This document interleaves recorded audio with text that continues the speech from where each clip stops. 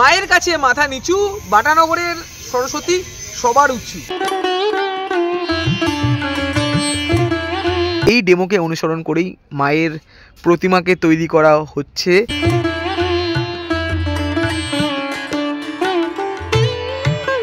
Good morning বন্ধুরা, কেমন আছো তোমরা? আশা করি তোমরা সকলেই ভালো আছো। তোমাদেরকে ভালো রাখতে নিয়ে চলে আসলাম আবারও একটা দারুণ ভিডিও।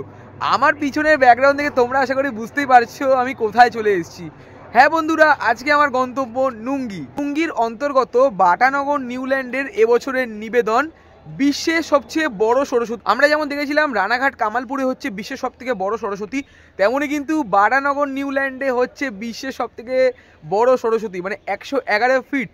তো কেমন কিভাবে কি প্রস্তুতি হচ্ছে, কি হবে, ফাইবার কাস্টিং না নর্মাল মাটির ঠাকুর, সবটাই তোমাদেরকে জানাবো এই ভিডিওটার মধ্যে। তোমরা এখানে কিভাবে আসবে তোমাদেরকে সব কিছু ডিটেলে আমি জানিয়ে দেবো। তোমরা এখনো যারা আমাকে চেনো না, আমি কৌশিক, তোমরা দেখছো আনকাট কৌশিক ইউটিউব চ্যানেল। চলো বন্ধুরা, বেশি কথা না বলে ভিডিওটা শুরু করা যাক। বন্ধুরা চলে আসলাম নুঙ্গি স্টেশন। তোমরা নুঙ্গি স্টেশনে কিভাবে আসবে? এদিকটা পড়ছে শিয়ালদা আর এই দিকটা পড়ছে বজবজের আগের স্টেশন নুঙ্গি। আর আমি কিন্তু চলে আসলাম নুঙ্গি স্টেশন।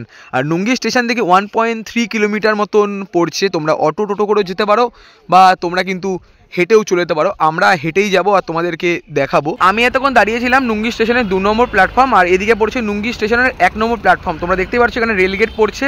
রেলগেট থেকে বেরিয়েই আমি কিন্তু চলে আসলাম। রেলগেট থেকে বেরিয়ে এই পাশে তোমরা অটো পেয়ে যাবে। আর আমি তোমাদের ল্যান্ডমার্ক হিসাবে বলে দিচ্ছি, স্বামী বিবেকানন্দের একটা মূর্তি আছে। এই রাস্তা দিয়ে সোজা হেঁটে 5 মিনিট মতো গেলেই বাটানগর নিউল্যান্ড পড়বে আর তোমাদেরকে দেখাবো। এই দিকটায় রয়েছে নুঙ্গি স্টেশন। নুঙ্গি স্টেশন থেকে 10 থেকে 15 মিনিটের হাঁটা পথেই আমরা কিন্তু চলে আসলাম বাটানগরের ঠিক সামনে। দেখতেই পাচ্ছ এখানে মেন রোড রয়েছে। আর যদি একটু সামনের দিকে যাই, এখানে লাইটিংয়ের গেট পর্যন্ত তৈরি করা রয়েছে। তোমরা দেখতেই পাচ্ছ এখানে লাইটিংয়ের গেট রয়েছে। আর এই মাঠেই হচ্ছে বিশ্বের সবচেয়ে বড় সরস্বতী ঠাকুরের কাজ। তোমরা দেখতেই পাচ্ছ বাঁশ বাঁধনের কাজ শুরু হয়ে গেছে। আর এই রাস্তাটা দেখে মনে হচ্ছে রাজারহাট নিউ টাউনের মতন লাগছে, বেশ দারুণ লাগছে। তো চলো রাস্তা টপকে যাই সামনের দিকে আর তোমাদেরকে দেখাবো। দেখো বন্ধুরা, লাইটিংয়ের গেট পর্যন্ত শুরু হয়ে গেছে। আর মাত্র অল্প কিছু দিনের অপেক্ষা, অল্প কিছু দিন বলতে একদমই অল্প কিছু দিনের অপেক্ষা। তো চলো যাই মাঠের দিকে আর তোমাদেরকে দেখাই কতটা কি কাজ হয়েছে, কি কি আছে। দাঁড়িয়েছিলাম রাস্তার ওই পারে, রাস্তার ওপার থেকে চলে আসলাম এই পারে।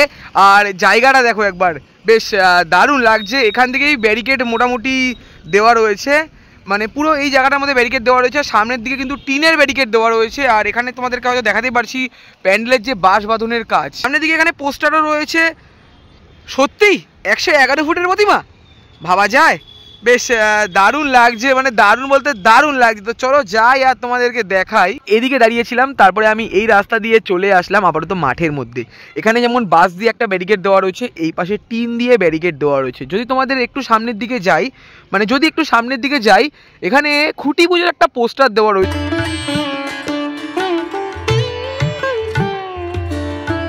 এখানে যেমন খুঁটি পুজোর পোস্টার দেওয়া রয়েছে, সরস্বতী অর্চনা 2025 শুভ সূচনা 20 ডিসেম্বর। খুঁটি পুজোর পোস্টার রয়েছে। খুঁটি পুজোর পোস্টারের ঠিক সামনে এই জায়গাটা পুরো টিন দিয়ে ব্যারিকেড দেওয়া রয়েছে। এদিকে একটা রাস্তা রয়েছে, এই রাস্তা দিয়ে আমি ভেতরের দিকে প্রবেশ করব আর তোমাদেরকে দেখাবো কেমন কিভাবে কি সেজে উঠছে। চলে আসলাম পুজো গ্রাউন্ডের ঠিক ভেতরে। আর এই দিকটা যদি তোমাদেরকে দেখাই, পুরো টিন দিয়ে ব্যারিকেড দেওয়া রয়েছে। এখানে একটা গেট রয়েছে, এই গেট থেকে ভেতরের দিকে চলে আসলাম। এখানে যেমন বাঁশের কিছু ছটা পড়ে রয়েছে, আর এদিকের মধ্যে কিছু লোহার স্ট্রাকচার পড়ে রয়েছে। যেমন বরাবর একটা স্ট্রাকচার রয়েছে। আমরা যখন ট্রেনে করে আসছিলাম তখনই স্ট্রাকচারটা দেখতে পেয়েছিলাম। আমি হয়তো ভেবেছিলাম এটাই হবে। তারপর আমি চলে আসলাম এখানে। তোমরা দেখতেই পারছো এই যে স্ট্রাকচার রয়েছে, এর হাইট প্রায় 111 ফুটের মতনই হবে। তারপরে মায়ের এখানে স্ট্রাকচার বসবে। আর নিচের দিকে যদি তোমাদেরকে দেখাই, এখানে অনেক অনেক বাঁশ পড়ে রয়েছে। এই বাঁশগুলোর বাঁধনের কাজ হচ্ছে। সামনে থেকে তোমাদের যদি দেখাই, দেখো একবার কতটা বড়, মানে দারুণ লাগছে দেখতে।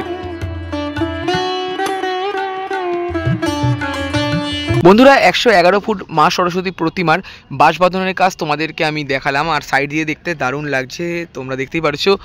আর নীল আকাশ, নিচে পুজো মণ্ডপ, কি সুন্দরভাবে তৈরি করা হয়েছে। আর এই পুজো মণ্ডপটাকেই এই পাশে ঠেকনার, মানে বলতে পারো তোমরা সাপোর্টের জন্য করা হয়েছে। এটা তোমাদেরকে একটু পরে দেখাচ্ছি, তার আগে তোমাদেরকে এই পাশটা দেখাই। এখানে থার্মোকল রাখা রয়েছে কিছু, তোমরা দেখতেই পাচ্ছ। নিচের দিকে অনেক ফোম পড়ে রয়েছে। আর এখানেই রয়েছে মায়ের ডেমো, যেই ডেমোকে অনুসরণ করেই এখানে সবচেয়ে বড় মা সরস্বতীর প্রতিমা তৈরি করা হচ্ছে। তোমাদেরকে দেখাবো।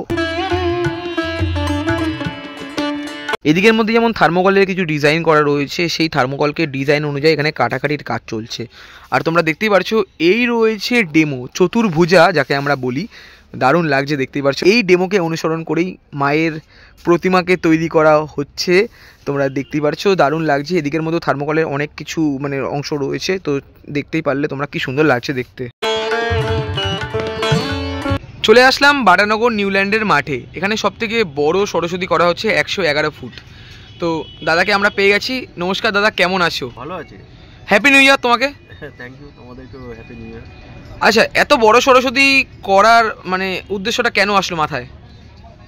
দেখো, এটা তো উদ্যোক্তাদের প্ল্যানিং ছিল, এটা এবার আমরা করছি, আমাদের একটা টিম ওয়ার্ক, এটা তো একটা বিরাট টিম একটা কাজ করছে। এবার আমরা চাই যে প্রত্যেকটা কাজ যখন আমরা কাজ করি সেটাকে যে কোনো মানে যদি আমরা হিউজ স্কেলে করি সেটা সবসময় চ্যালেঞ্জিং। তো আমাদের কাছে মনে হয়েছে এটা একটা এক্সপিরিয়েন্স, একটা নেওয়ার একটা সুযোগ, এবং এইরকম একটা একেবারে ইন্ডিয়ান যে স্কাল্পচারের ফর্ম, সেই ফর্মটাকে একেবারে লার্জ স্কেলে কনভার্ট করা হচ্ছে একদম নতুনভাবে। তো সেখানে এই যে আমাদের টিম ওয়ার্ক, যেমন এখানে অলোক দে, পল্লব দাস এবং আমার টিম, এই যে টোটাল মিলে একটা কাজ হচ্ছে, এটা আমরা একটা এক্সপিরিয়েন্স গ্যাদার করছি। না, হঠাৎই এত বড় সরস্বতী ঠাকুর মানে করছো, কেমন এক্সাইটেড তোমরা? অবশ্যই এক্সাইটেড। আর দ্বিতীয়ত হচ্ছে একটা মাস যখন এটা থাকে, এত মানুষের একটা পুজো মানেই তো অনেক মানুষের, সেটা দুর্গা পুজো হোক, সরস্বতী পুজো হোক, যেই হোক, এটা মানুষের উৎসব। সেখানে যখন অনেক মানুষ আসবে, সেখানে একটা যে হিউজ স্কেল এবং একটা এত বড়, সেইটা কিন্তু একটা বিরাট ইমপ্রেশন তৈরি করে মানুষের মধ্যে। তো এটাতে আমরা এক্সাইটেড অবশ্যই যে আমাদের কাজটাকে সাকসেসফুল করা এবং মানুষের কাছে অ্যাকসেপ্ট করা। আচ্ছা, এই সরস্বতী ঠাকুরের কাজ কবে থেকে শুরু হয়েছে? এটা আমরা খুব বেশি দিন করছি না, মানে এই 25 দিন মতো কাজ হচ্ছে। 25 দিন মতন কাজ হচ্ছে। দেখলাম ফেসবুকে খুব মানে ভাইরাল হচ্ছে জিনিসটা, যে এত বড় সরস্বতী ঠাকুর হচ্ছে দক্ষিণ 24 পরগনার বুকে, বেশ খুব বড়। এর আগে তো আমরা দেখেছিলাম উত্তর 24 পরগনার খড়দাতে একবার হয়েছিল, আর তার আগে তো কোনো জায়গায় এরকম বড় সরস্বতী হয়নি। আর দক্ষিণ 24 পরগনার মধ্যে এই প্রথমবার 111 ফুটের সরস্বতী হচ্ছে। আর রানাঘাট থেকে একটা সরস্বতী তৈরি করা হচ্ছে, যার হাইট 60 ফিট, আর হচ্ছে আপনার সেটা হচ্ছে ফাইবার কাস্টিংয়ের উপর কাজ করে। আপনাদের এটা কেমন কি কাজ, মানে কি করা, কিসের কাস্টিং এর কাজ করা হচ্ছে? এখানে একদম অন্যরকম মিডিয়াম আমরা ইউজ করছি, যেখানে মানে ওই ফাইবারের করছি না আমরা, টোটালটা কি বলবো একদম লোয়ার স্ট্রাকচার করে সেখানে অন্যভাবে সেটা মানুষের কাছে আমরা এখনো পর্যন্ত দেখা যাক, মানুষ আগে কাজটা দেখতে আসুক, আমরা তারপরে রিভিল করব যে মানে এখন রিভিলটা করতে যাচ্ছ না। হ্যাঁ, অন্যরকম মিডিয়ামে কাজটা হচ্ছে এবং সেটা দেখলে লোকের অবশ্যই ভালো লাগবে। এবং সবচেয়ে বড় কথা, এটা রিলিফ নয়, যে এত বড় কাজ একটা রিলিফের মতো করে উপরে বসানো নয়, একদম 3 ডাইমেনশনাল স্কাল্পচারই হচ্ছে। বাবা, তাহলে পুরো একদম পুরো অন্যরকম। মানে দক্ষিণ 24 পরগনার একটা এখান থেকে একটা বড় একটা চমক যাচ্ছে আমাদের সারা পশ্চিমবঙ্গের কাছে। এটা মানে একদম পুরো হাইলাইট হবে খুব ভালোভাবে। এবার দেখা যাক, বেশ ভালো লাগবে। 111 ফুট হচ্ছে, 111 ফুট তো তার বেশি হয়ে, 111 ফুট তো কাজ করতে গিয়ে তো আরো একটু বেড়েই যাবে। 111 ফুটটাকে ধরেই কাজটা হচ্ছে। আচ্ছা দাদা, বলছি তোমার এখানে যে ঠাকুর দেখতে আসবে কিভাবে আসবে, যদি তুমি একটু লোকেশনটা বলে দাও।